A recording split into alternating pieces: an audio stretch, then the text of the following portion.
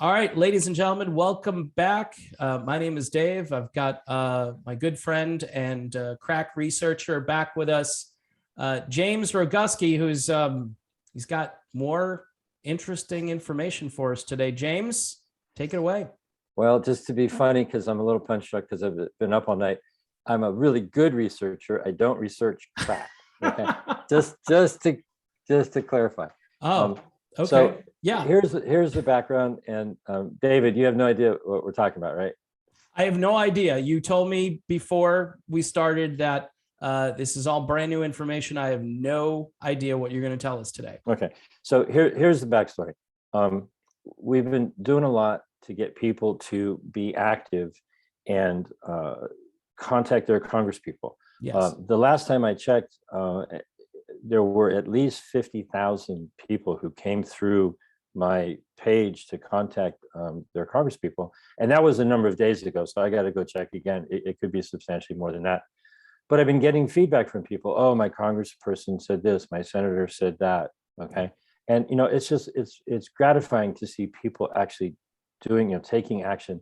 And, some of the feedback has been, one of the senators said, because we're asking about the, I'm just going to assume everyone who's here, knows what the topic is. We're talking about the amendments to the international health regulations.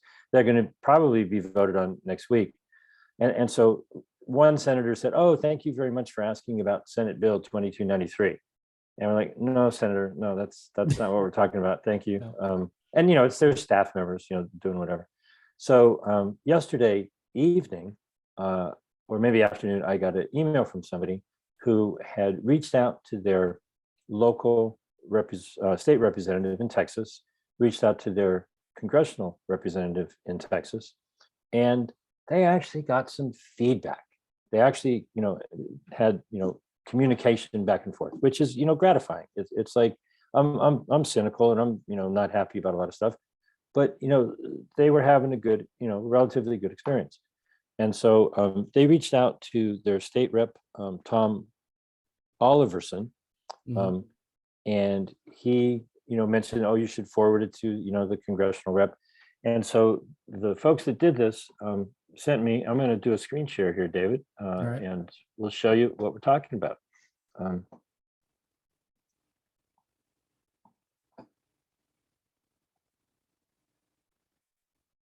All right, so hopefully you can see 10th District Congressperson, yes, Mark McCall. Some concerned citizens took action. They reached out to their congressional representative and they received feedback that just leads to more confusion. Okay, so let's see if we can bring some clarity to it. Not giving anybody a hard time here. Everybody's trying to learn. It's all good. Hopefully today, going to try to reach out to Representative Mike McCall. Kudos to them. They responded to their constituents. Okay, yeah. And so what happened was they sent a letter back.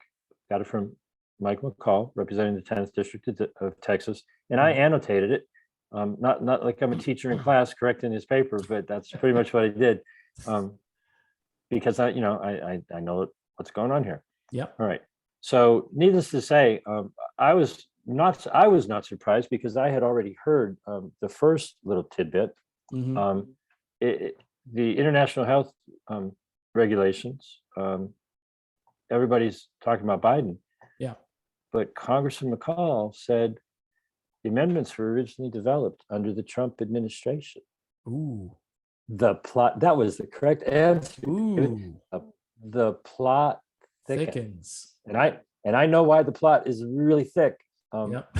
But anyways, so there's a lot of things that are pretty thick right now, James. Yeah. In addition. And so these are quotes from the congressman's letter. Clearly, he understands the situation. If adopted, it would allow the WHO to declare a public health emergency of international concern, PHEIC, or FAKE, without the agreement of the member state in question where the outbreak is occurring. And in the letter, in the email, he actually said it twice. Yeah. The WHO can declare a fake and share information with other states without the approval of the state in which the incident is happening. Well, that's the reason why the constituents were reaching out, Yeah. but they were reaching out because they didn't like that. They didn't want that to happen to the United States. Correct. And so the thick part of this is Trump and a lot of Republican people and people of that political persuasion. Yep. They were upset that maybe China was hiding something. Right. And they, feel that the WHO wasn't aggressive enough in getting into Wuhan in 2020. Arguably true, Mhm. but they might have found Fauci in the headquarters there, and so maybe it worked to our benefit as well. Right. So what happened at the time, as best as anybody could tell, is that the WHO sent some folks to go see what was going on, and they said, "Hey, get out of here, right? Yeah. Come back." China got caught with their pants down. They had to put a robe on. They had to hide some stuff. Whatever it is they did. Yeah. And then the WHO came back later, and the rest is what we've been dealing with. Okay, Right. and so there's a whole world of stuff that started with Trump. This is the second time I've heard it from the second person, and here it is, a congressperson who actually wrote the report that led to this. All right, that's where it gets interesting. This is the guy who's, maybe not started it, but he certainly was supportive of it a long time ago. They are thinking somehow that we need to get tougher on China, but they crafted legislation that gives the WHO this unlimited power to declare an emergency if it happens in every country. Now, it would have been one thing if they really investigated China. Right. But instead of investigating China, they came up with amendments to the international health regulations so that WHO can declare an emergency overriding everyone's sovereignty, including the good old USA. Yeah. Seems like a weird solution to me. Sure does. Okay. So we go down a little bit further, and this is how this legal stuff gets. It'll drive you crazy. Yeah.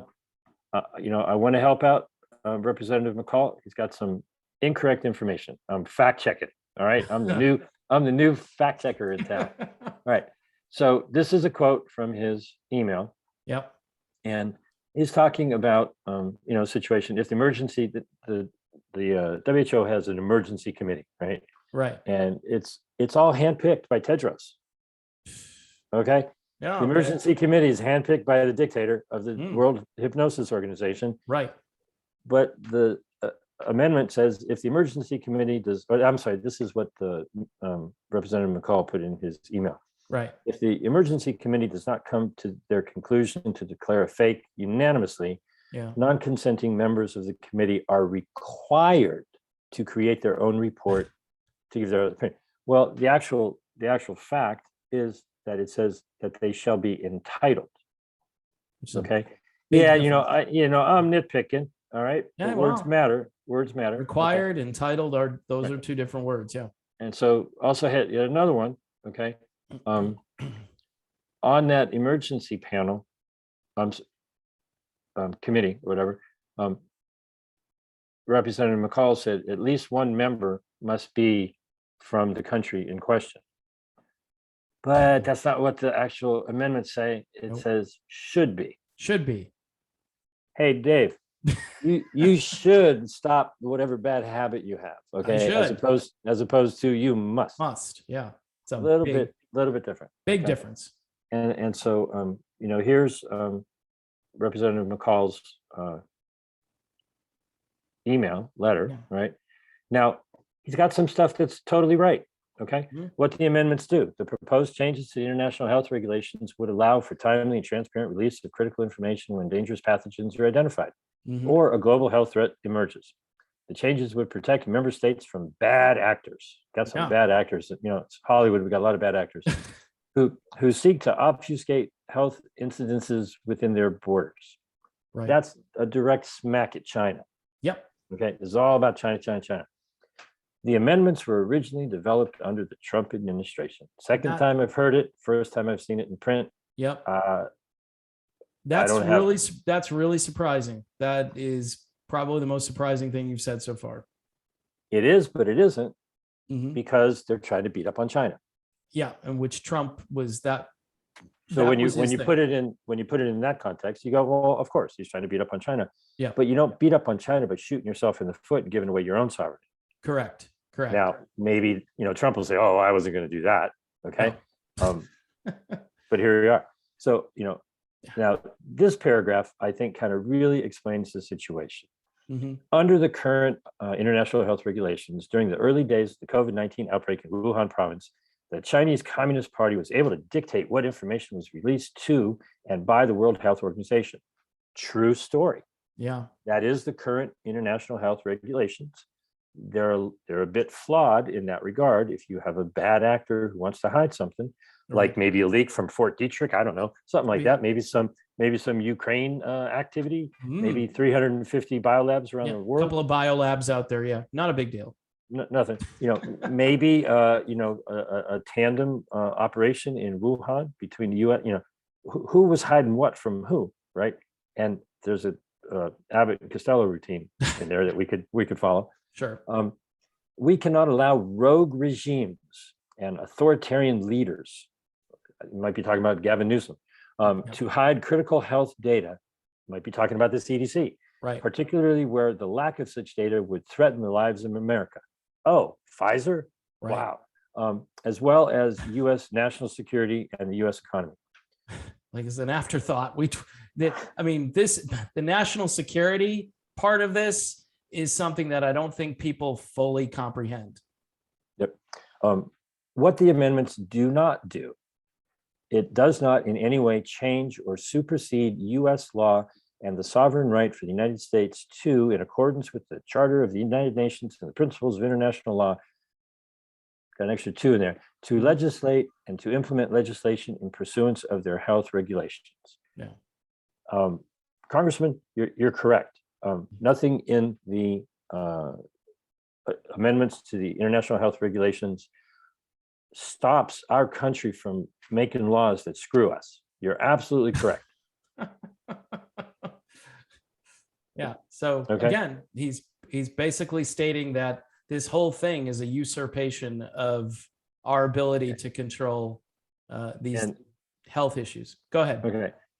And here's where a researcher goes, oh, that's a little blue. That's blue. That report right there, that's blue. A hyperlink. Okay. That's a hyperlink. That's how I found the beginning of all this stuff. I was reading an article and there's a hyperlink. So anyways, a report produced by the HFAC Republican staff on the origins of COVID-19 include policy recommendations on how to strengthen the international health regulation. Oh, the Republican staff. Wow. I like it when you say, wow, David. Because it's amazing that the two parties are right. Recommendations, the Republican staff on how to strengthen the international health regulations. Yeah. Okay. Yeah. In order to ensure increased accountability, all sounds really nice. Look at these nice words, David. Yes. Sure. Increased accountability, transparency, effective information sharing, and loss of sovereignty. Oh, no, didn't say that. Ensure the devastating mistakes that COVID-19 are not repeated. Well, the devastating mistakes had to do with things that we won't talk about on your YouTube channel. Correct. Right? Correct. We Quiet, Jim. We're not talking about that. Okay. Yeah. And so thank you, Michael McCall, Congressman, for responding to your constituent. That was good. And so here's the House Foreign Affairs Committee Minority Staff Report. Okay. And one little excerpt from the report that he was the, what did it say he was? The lead Republican. Okay. Lead Republican. Back in, I think it was September of 2020. But let me double check on that. Yeah, I'll tell you in a moment. We recommend the President and Secretary of State use the voice, vote, and influence of the United States. Did you know the United States had a voice? The voice vote? Oh, no, voice, voice, comma, vote. Okay. Yep. To seek additional IHR reforms, including around the information member states are required to provide. I'm all for member states, providing information. Right. The WHO's obligations to investigate unofficial reports. David, you and I could make an unofficial report under the new. No, seriously. It says whatever's in the public domain can be used by the WHO to declare an emergency. So if you have like some fungus growing on the bread in your kitchen and you reported to the WHO that you found some new strain, I mean, these amendments are so bad, they could use that and say, we've got to investigate it. That recommendation would trigger a public health emergency in the United States. I mean, incredible. You can't make this stuff up. Nope. Nope. And the process and the process for declaring a fake. Yeah. Okay. It's funny how that word. It just keeps coming. Well, it's not as funny as FERC, but there you go. Okay. And so hopefully you'll be able to see this if I open this up. This is Representative McCall's minority report. It's the final minority report. Final. Yeah.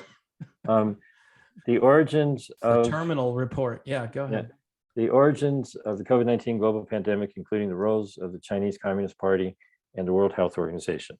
Okay. There is this massive undercurrent of hating on China. Yep. Making these amendments, the Trump administration changing amendment or crafting amendments to change the international health regulations to constrain or get China to not hide things.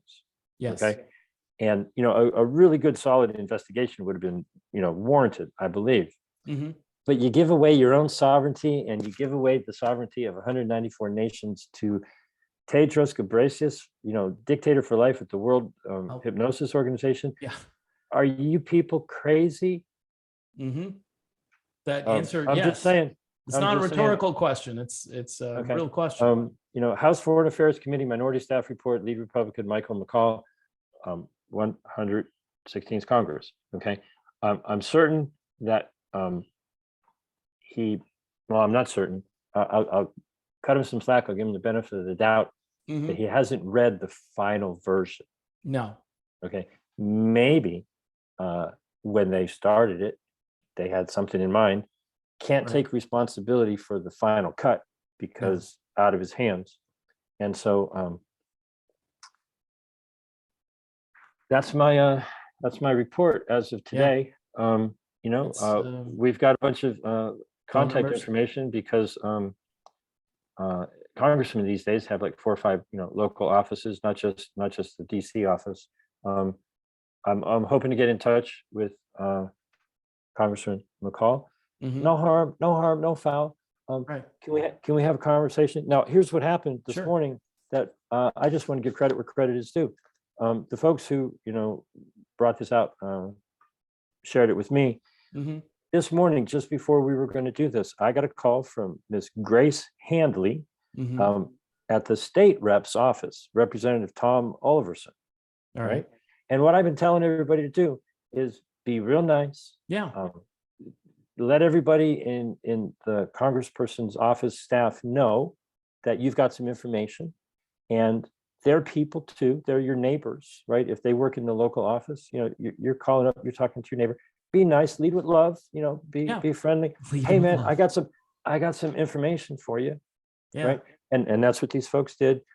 Grace Handley called me up because in the email that goes out when people automatically do it, I have my phone number in there and I say, call me. And so she called me this morning and we had a nice little conversation. I sent her the information. I sent her this article and she's like, oh, great. We just want to help our constituents and we'll look into it. I hope they don't drop the ball from this point forward, but they're bouncing it right now. I hope they go and slam dunk it, Right. Hey, yeah. Wow. Thanks, Jim. We thought these amendments, Trump was making these amendments. We thought they were going to be something very different. We didn't know they turned out that way. I guess we probably ought to read them. Yeah.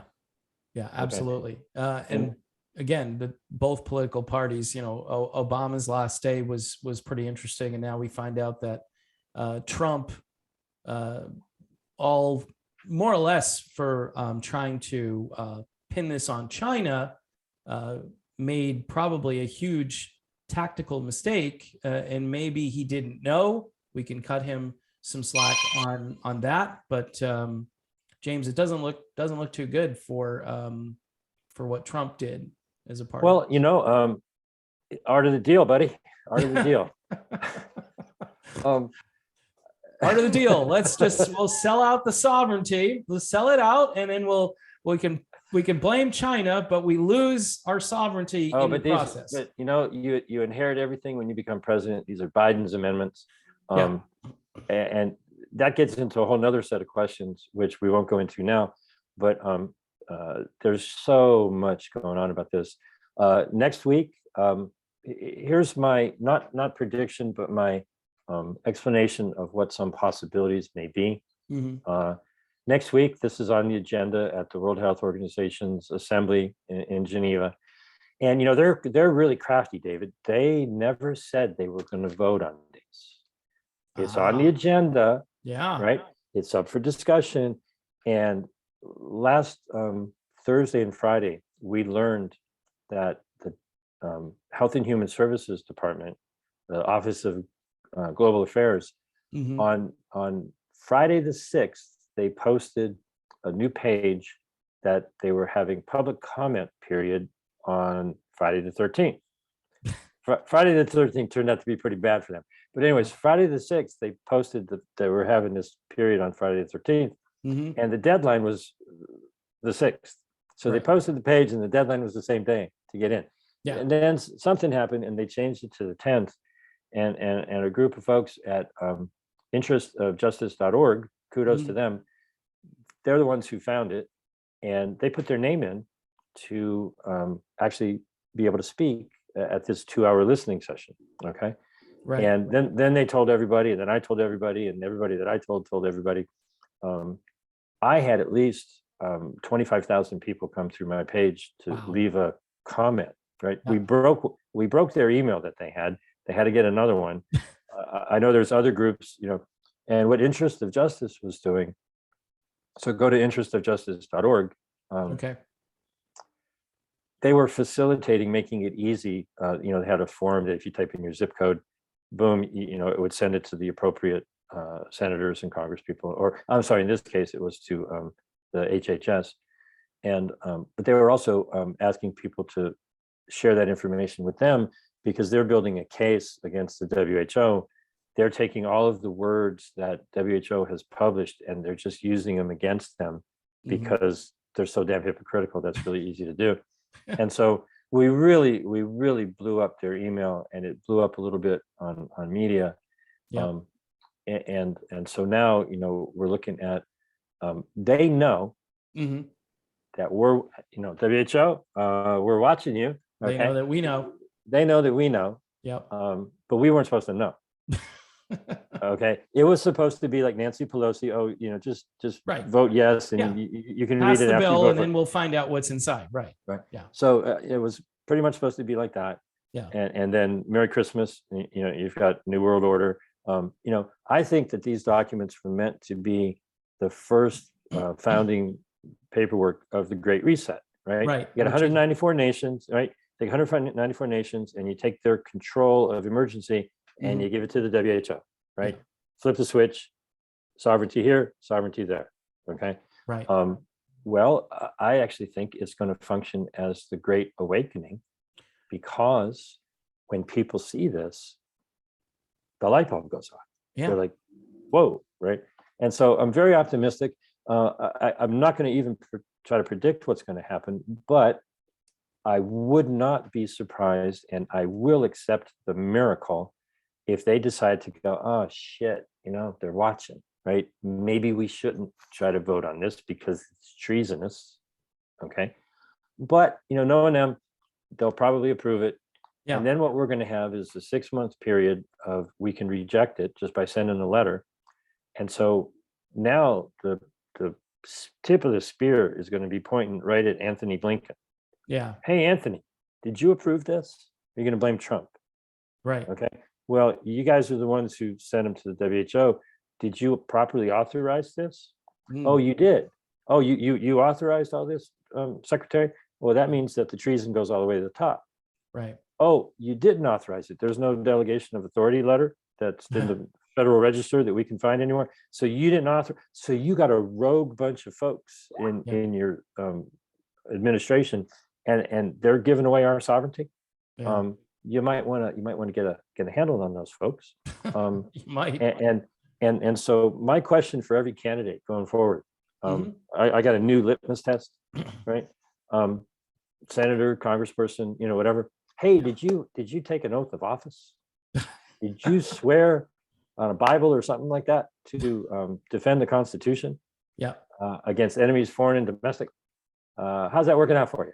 Right? Have you been doing that lately? Have you been defending our Constitution? Because here's some. Oh, you didn't know. Here's the information. Right. Okay. Right. Okay. I'll get back to you tomorrow. Take a look at it. Call Jim. He'll give you a briefing. Seriously. Next day. They've got your phone number too, Jim. Next day. Hey, you defending that Constitution yet? Let me ask you a question. Can I get on the record? Are you pro-treason? Are you anti-treason? I'm just asking. I know they're not going to count my vote, but I'm just trying to figure out which vote they're not going to count. Okay. Yeah. So you pro-treason or anti-treason? I'm just trying to. Thank you, sir. Okay. So no, if you're not having fun, you're doing it wrong. And I'm having some fun. It's not a fun topic. Let's be honest, but it is. We have to battle with good cheer. We have to, because this is really deep stuff, and a lot of people, they're right now, Jim. A lot of people are trying to get baby formula, or they're trying to get gas. Oh yeah, they're trying to, or Ukraine. We find out that there's some similarities between certain elements of what happened the other day in Buffalo, and with some people in Ukraine, but we're not, you're not hearing any reporting on that other than, us. Maybe they could not pass the changes to Article 5 in the international health regulations and do away with all of the surveillance requirements and take that money and buy some baby formula. What do you think? There you go. I mean, there are a lot of, I mean, come on. I mean, the 33, what is it, 40 billion, whatever we're sending them. I'm sure we could build a baby food factory pretty quick. Yep. Although I hear Abbott is going to be up and running again after the FDA shut them down. The funny thing is, I did a video about this a while ago, how I said, hey, the FDA, they're willing to shut down the baby food company, but they're not willing to shut something else down, Jim. That causes. I said something else. That's why I know where to go here, because you have to practice. Yeah. So, anyways, thank you. Let me plug all the information. And where are you going to be? Because you keep popping up. Any other shows that I'm going to sit down today and your beautiful, handsome mug will appear on again? I don't know what kind of filter you got on your screen, but thank you. No, all over the place. Keep going. This past night in Australia, but all the information, folks, very simple. Yeah. Go to don'toudare.info and don't search for it, because your search engine is not your friend, right? Nope. Type in http:// right, and just go straight to where you want to go. The activist toolbox for people who want to know what they can do and how they can help is same thing, http:// stopthewho.com. And my phone number is 310-619-3055. If you're outside the country, put a +1 and do WhatsApp or Signal or Telegram or whatever it might be. Text me, that's probably better because my phone is blowing up. Mm-hmm. But I'm actually unbelievably optimistic, David. Thanks to you for the way at the beginning. It's the people who don't give a shit don't call me. Right. The people who care are like, and so I've just met some of the most wonderful people all over the world, all over the United States. And I really think that one person at a time, we can take this attempt at a great reset and have that light bulb go off in everybody's heads. Wait a minute. Do we really want to take the ability to declare a state of emergency from 194 countries and give it to Tedros Ghebreyesus? Yeah. No. That's man, if that doesn't wake you up as being just absolutely crazy, then here's another blue pill. Go back to sleep, and let me talk to somebody who thinks that that's really not a good idea. So. Yeah. All right, James, again, a pleasure having you on, a wealth of information, and who knows where you're going to turn up next. I appreciate you using our platform, our little humble platform here to start things. But we That's need where I to, come. This is where I come for adult conversation, man. It's great. well, we obviously need to get busy, and I think contacting your local, I've called pretty much everybody. I have a list of people, and then emailing and everything, and I haven't had too much response back. I think a lot of people right now are just overwhelmed with society and all the other problems. But if we don't have the ability, James, to make our own health decisions as a country, then I think pretty much everything else doesn't truly matter at that point. And as you say about the treason part of this, again, you might want to be polite and just phrase it nicely. Don't get anyone's, as Steve Bannon would say, don't get in anyone's grill about it, right? But just be persuasive and be positive and persuasive. And I think you'll get a lot more attention that way than going in there frantic and irate, because right now inside, you can't see it on the outside, James, but I'm kind of frantic and irate about all this stuff. So, well, many people are. Life is pushing hard on us, but I see the quality of the people that are connecting to me, and it's making me very, very optimistic. all right, James, again, thank you so much, and I'm sure we'll have you back soon. Thank you.